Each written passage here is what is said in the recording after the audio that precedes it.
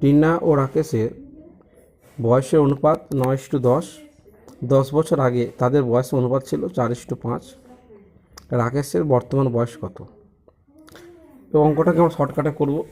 দেখো, আমাদের বলে দিয়েছে টিনা ও রাকেশের বয়সের অনুপাত, মানে বর্তমান বয়স 9:10।